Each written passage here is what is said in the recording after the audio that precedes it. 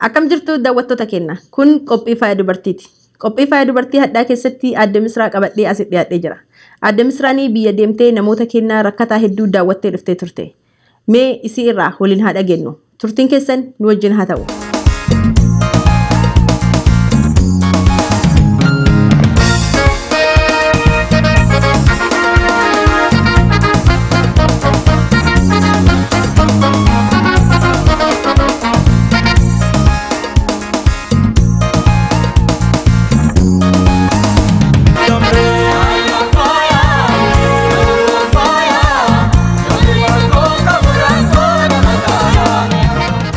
Aadde Misraa ana dhufu baga nagaan dhuftee gara studio kenna. Ana baga nagaan eeddanis inillee. Hayyee Misraani eenyumee daawwattoota keenyaan barsiise? Misraani Misraa Hussein Jaarraan jedhani. Dhaloonni kiyyaa naannoo Dodolaa Oromoodha. Bareeda Misraa. Biyya kana haga dhuftee hagam turteerta? An biyya kana haga dhufee waggaa 10. Waggaa 10 kana keessatti chansii high school asii baradhuu argadhe plus college asii baradhe fixee amma life waliin challenge harkaa qabna. Bareedaadha. High school seenuun suni waan namatti tolu. Anis gisee dhufee high school seenee ture. Hedduu takka hin jabaata. Afaanis hin beeku ture nama haarawaa dhufe tokkoo fi high school seenuun hedduu jabaata akka dhufanii jedhaniini. Ati challenge akkamii argite high school keessatti? High school keessatti dhuga challenge guddaa arge. Tokkoffaa ani kutaa 9 irraa eegalee biyya kanatti kutaa 9 yoo biyyarraa dhuftee ka afaan hin beekne study hedduu godhuu qabdaa. San irraanii qarqaarsa hedduu si barbaachisaa ture. Hoo qarqaarsa kana hin qabne baay'ee si ulfaata. Baay'ee ulfaata biyya kana yoo akkuma iskoolaa bichaa osoo hin ta'ini laayifiinuu yeroo ati achi keessatti duraanii ija keessaa qabduu fi yoo as Ameerikaa geettu waan biraa waan ta'eef baay'ee ulfaataa ture. Garuu maraayyuu adaduma dhahataan high school fixuu yaalee high school kiyya diploma kiyya argadhe jechuudha. Bakka gammadee waqtis ga'e namni kenna hedduun waan akkasiisanii jiifabbii godhee daddafeetiin ofirraa ijoolleen tenna hedduu jira. High school dhiste anis akka dhufeen kutaa 11 seenee afaan Ingiliffa kaawwata kan beekne hedduu challenge guddaa keessa dabarsee garuu alhamdulillah bakka kanaan geenne atis college illee fixeera naan jette.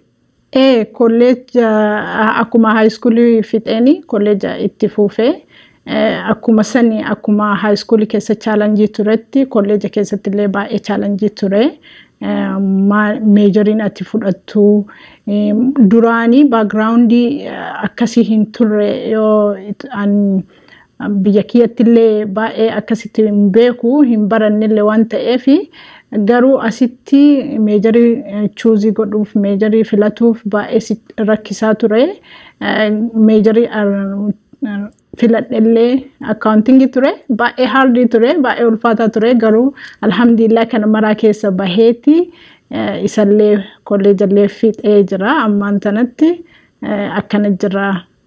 Dhuguma biyya kana iskoola baratuun challenge guddaadha. Wannummaan tokko sila akkana dhaamsa tokkotti annama ijoollee biyya kana dhuftee chance high school argattee ka'an dhaamu don't give up. Wanni hadhaaf yookaan waan guddaa namatti hin fakkaatu boruuf waan guddaa ta'ee waan mul'atu waan ta'eef itti fufaa jedhaani hamileen keessan akka hin cabne waan gootan irratti suuta ragaa jedha. Waan sila don't feel ashamed waa gaafatuuf namni kenna waa gaafatu waan haasiteetti ta'uufi waa gaafadhaa waa baradhaa bakka tokko gahuu walumaan bakka tokko akka geennu abdii qabaa jedhaani hamileen akka isin hin cabne jedha uummata nu duubaan dhufuuf. Dhaamsa bareedaadha Misraa. Misraanii iskoola qofatti osoo hin ta'ini waa'ee qabsoo Oromoo keessatti illee hedduu sabboontuu ijoollee yaangii akka kan keetii organization adda addaa keessa qooda fudhatanii hedduu jajjabeessan keessaa nama tokko akkamitti irra hirmaatu dandeette waa'ee organizationota irratti? Organization irratti uumaa kiyyatti an nama qarqaaru jaaladha. Waan nama qarqaaru jaaladhuuf jecha nama keenna nu dhugaa abbootiin teenna qabsoon as geenne an abbaa kiyya itti dhabee jira waan ta'eef wanni qabsoo kun namiidha xiqqoo naquuqa waan ta'eef sanii fi osoma akkuma qabsootittuu jiru kiyya uumaan immoo qarqaarsaan nama kiyya bira dhaabatu nama rakkate bira dhaabatu oldarii gargaaruun habitii kiyya waan ta'eef saniif organizaashina dubartoota sirkomandootitti dabalame. Misra jabaadhu akkasumatti itti fuufisiin jennaa yaangee akka kan keetii kunni akkasi asbaayeetiin waan Oromummaallee waan barumsaallee waan mara dalaguun hedduu waan mishaadha. Akkasumatti biyya deemtee dhuftee Misra. So biyyan maal fakkaatti mee waan biyya irraa nu himi? Biyya deemuun kiyya tokkotti hin gammada tokkotti immoo hin dhaha maaliifi waa hedduutu ija kiyya keessa na babbahaa ture waa hedduu argaa ture.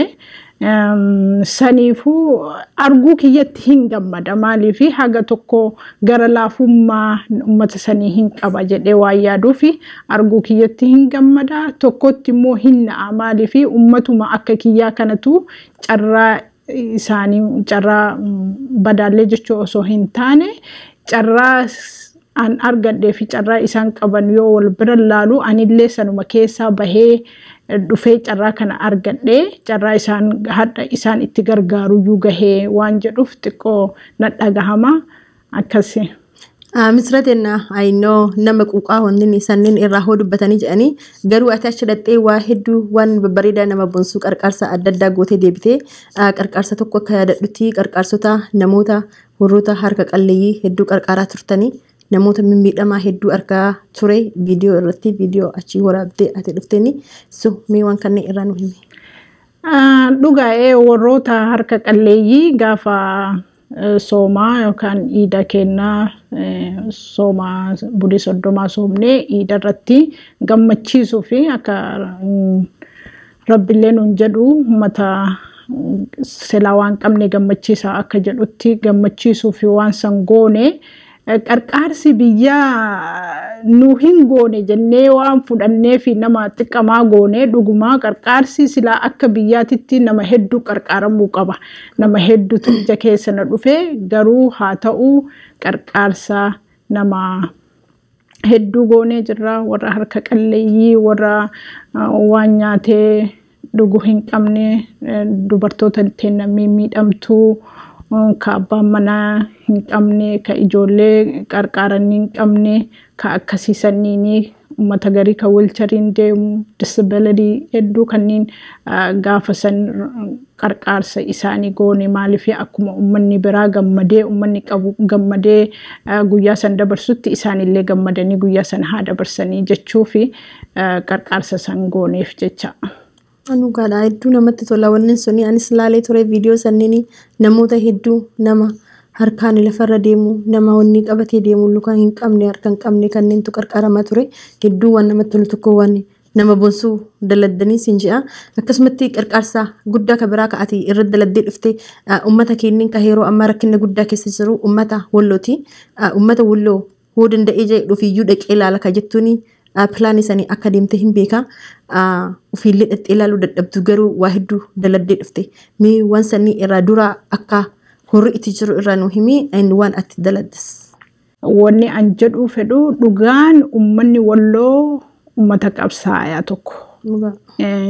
Uummata mana dhabee mana hin qaban waan uffatan hin qabanii bakki isaan jiraataniyyuu bakka durii irraa buqqa'anii bakka biraatitti akka skuulaa wanni amma isaan keessa turanii akka baadiyaa skuulaa baadiyaa wayii keessa jiranii achitti walirra tokko kun maatii kiyyaa miti osoo waliin hin jedhe wal ammatanii bakka san mana ofii irraa buqqa'anii mana isaanii irra gubanii bakka san jiraatanii isaan sanii qarqaarsa silaa qaamaan dhaqee fiduu fi ture garuu qaamaan dhaquu hin dandeenye. Waan qaamaan dhaquu hin dandeenyee fi nama lamaa bakka buufadhee waa maraa tiraanspoortiitti kafalee achi dhaqanii qarqaarsa san godhani. qarqaarsa saniin duratti silaa qarqaarsi sun dafee gahuu qabaayyuu akka silaa dhaqeeni dafee qarqaarsi sun akka gahuutti koree uummata koree Walloo waliin marii irra turre. Mariin irra turre nama naannaa biraatii dhufuu fi baay'ee rakkoo waan ta'eef seensi nama naannaa biraarraa dhufu rakkoo waan ta'eef mee xiqqoo uf duuba nu obsaa akka jedhanii fi uf duuba harkifannee turre san booda immoo qarqaarsa isaanummaan nu beeksisanii warrummaan koree Walloo akkasitti dhaquu dandeenye qarqaarsa san fuuneeti. Okay, yaada namatti tolu horroonni dhaqeetiin achitti qarqaarri sunillee haa galatamu jedha. Akkasumatti dubartoota sirkoo mandoota bakka si buufataniitiin maallaqa waliin achis erganis ijaraatiif galata waan inni haa deebisu. Sun maal fakkaata warreen achi sun maali jiruun jara akkamii qarqaarsa akkamii gootanii qarqaarsa akkamii barbaadanillee aynoo hagammaa namni kennin sunni rakkina guddaa keessa jiranii akka qarqaarsa haga guyyaa hadhaa kanaayyuu nurraa barbaadan hin binna. Qarqaarsa akkamii gootanii fi deebitanii isin akka dubartootaatitti? Akka dubartootaatitti duraanii namni nu yaadne akkaataa itti nu yaadne itti mari'annee deeme nama 20 yoo namuma 20 akka organizaationa sirkoo dubartoota sirkoo mandootitti yoo qarqaarre nama qarqaarre jenneeti waan yaannuufi mee namuma 20 qarqaarre jenneeti kaanee kaasii deeme birrii qabadhe hoo moo achi gahaniiti achi gahanii qarqaarsi silaa nu yaanne waan irra bulan waan uffatan nama bakkuma jiran sanitti waan uffatanii waan silaa waan nyaatan waan tokko lamaa sadii bituu fi karoorri kenna jechuu karoora dura. Karoorri kun marri nu harkaa diigame. Maaliif uummanni kun buqqa'ee bakka takka jira. Bakka takka jiru kana irratti nyaata waan nyaatanii dhuganii hin qaban.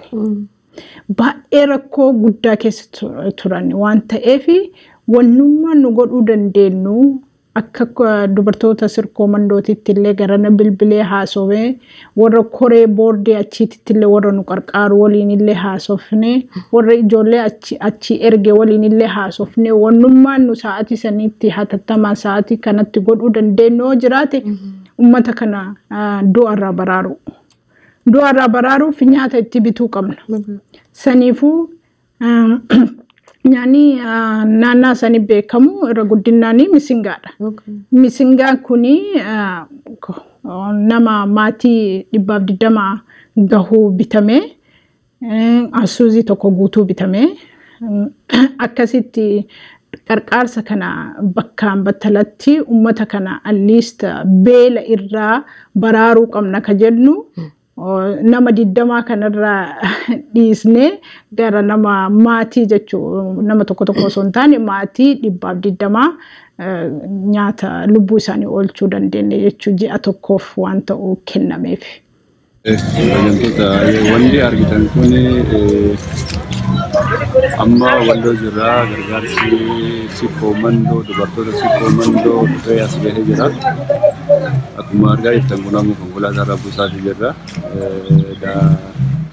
Maashingaa jedhanii mishingaa jedhanii midhaan mishingaa gara kuntaala 50 jedhanii kuntaala sana amma kun amma dhufnee Walloo buusaa jirra. Akkana kun amma bifa sanaan uummanni illee waan inni isaa ga'u maatiin isaa kennameef oda fudhataa jira. Kanaafuu gargaarsi keessatti dhaqqabee jira galatoomaa dubartoota sirkoo mandoo warra amantoota beeksisan hunda miidhamni keessan bilisummaa haa ta'u jedhaa jiranii. Kanaafuu akkuma argitan kana kun amma midhaan qodaa jiranii.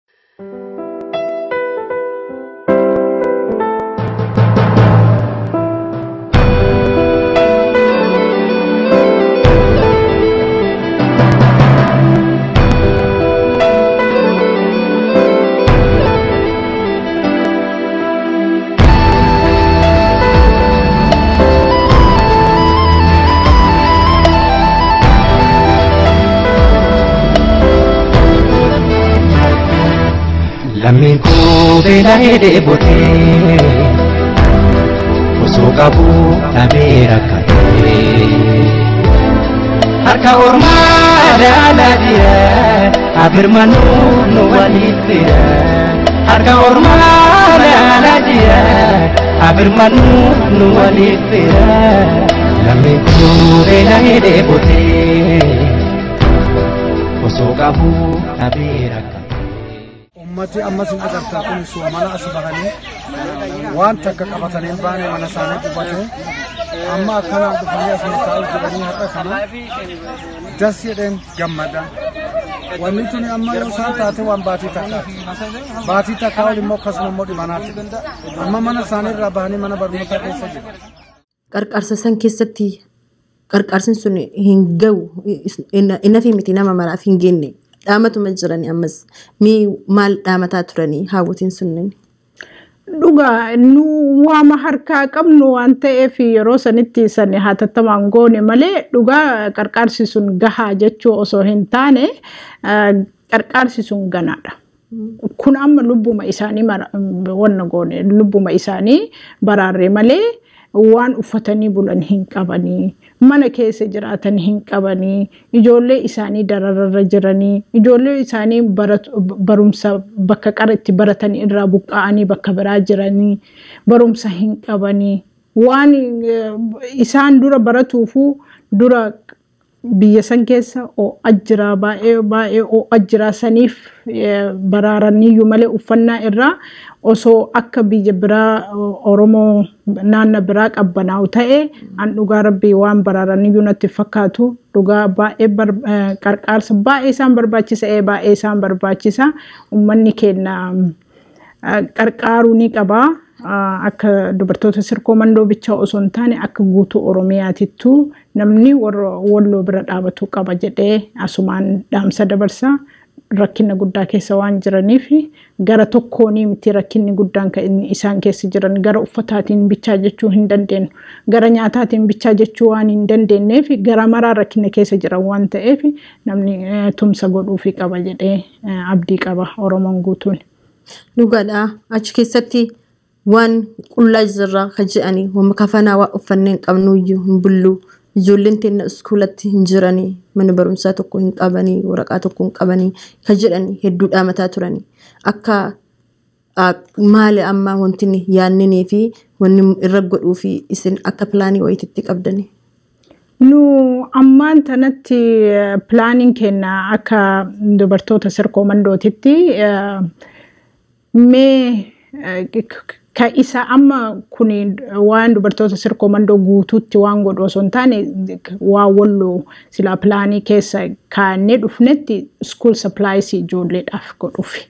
School supplies kana dura hoo karaa danda'ameen jara ummata kana ijoollee tana at least yoo irraa qarqarree ka jennu san irratti pilaana keessa galchinee isarra dalagu jirra ammaan tanaaf jechuudha. Akka kuni dhaamsa ummata yookaan dubartoota sirkoo mandoo qofa osoo hin ta'in Oromoo maraa akka Oromoo maraatitti bira dhaabatanii qarqaaruu qabaatanii. Dhaamsa kiyya guddaa bira dhaabatanii Oromoon marri ummata walloo bira dhaabatee qarqaaruu qaba. Maaliif nu kama jirutu wal kafana waan ta'eef Oromoon tama jirtu wal kafana ummanni kun nubboo'aa jiranii ummanni kun manni isaanii irraa gubatee jira viidiyoo mana isaanii irraa gubatee qabna ala jiranii qullaa jiranii kun marri nu dhagahamuu qaba akka lammummaa Oromoo tokkootitti akka nama saba tokkootitti baay'ee nu dhagahamuu qaba quuqaan isaanii quuqaa keenya jennee fudhatuu qabna Oromoon guutuu nu jedhee abdii qaba. Dhugaadha. Galatoomii misraa warreen sunii fi atinii fi warreen biyya sitti qarqaaruu jiranii jarriin guruppiin kan kiyaasii dudula irraa ka'anii achi dhaqanii achi horra sanniin qarqaaranillee galatoomanii waan irra dabaltu wayii jiraate. Wanni ani irra dabalu qarqaarsa walloo kanarratti nama hedduutu na qarqaare dhugaa rabbii fi maaliif warri guyyaarra sa'aatiirra daqiiqaarra jechuu danda'a uummata achisan baay'ee tokko galatoofadha boordii warra boordii masgiidaa baay'ee na qarqaaraa turanii baay'ee naa bilbilanii na jajjabeessaa turanii gizeen kun gizee akkanaatti dhufuu hin dandeettu gizeen kun gizee akkasiiti ati mee namummaa achi jiru ka qara biyya beeku erginaan jedhaa turanii baay'ee galatoomaa jedhaan ijoollee lamaan ergellee ijoollee manaannaa kiyyaa waan ta'eef isaan illee riskii san guddaa san fudhatanii sa'aatii 3 lola jira waan ta'eef san fudhatanii deemanii uummata ofii bira saba ofii bira dhaabatanii dhaabatuu fi baay'ee galatoomaa jedhaa jiran. Kanatti hin dhaabu sirkoomandoo naannaa tokkotti hin dhaabu.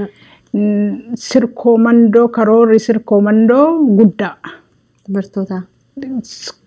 Karoorri sirkoomandoo dubartoota guddaadha. Saniifuu kun amma jalqaba. Jalqaba kenna waggaa tokkooyyuu hin guunne jedhee adaanii akka kiyyatti waggama tokko keessa jira waggaa tokko kana keessatti kara lamaa qarqaaruu jechuun uummata harka qalleeyyii sanniin qarqaaruun waan guddaadha jedhee fudhadha. Pilaas ka walloo itti daballee qarqaaruun kennayyuu baay'ee guddaa jedha. Uummata kiyyallee uummata boordii warra membarii sirkoomandollee baay'ee asumaan galatoonfachuu barbaada. Baay'ee uummata jajjaboodha jedhee uummata yaadu keessa tokko waan ta'eef galanni keessan hin badin jedhaan. Bareeda jirtan akkasuma itti fuufaati jabaadha and galatoomisin jedha waan dhuftee istiidiyoo kenna argamteef. Oma rakkoon qabu isinillee guyyaa kana nuuf ibsitii waan kana nutti himtii jettanii na affeeruu keessanii fi baay'ee galatoomaa jedha. Waan takka sila asirratti dabaluu barbaadu wanni jiru tokko dubartoonni sirkoomandoo walloo bichaa gargaartee dhaabatti nama jedhuufillee yookaan gaafii ta'uu danda'a. Dubartoonni sirkoomandoo kaayoon jaraa Oromiyaa guutuu waliin ga'uudha. Keessatti immoo gaddeebitee qe'ee ofii waliin ga'uudha.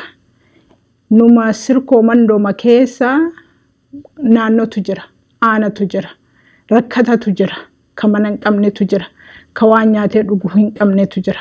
Kana bira dhaabachuun waan kaaneefi uummata mana hin qabne mana itti ijaaruufi. Uummata waan nyaatu hin qabne nyaata itti godhuufi. Uummata waan uffatee buluu hin qabne waan uffatu itti godhuufi karoorri kenna of duratti.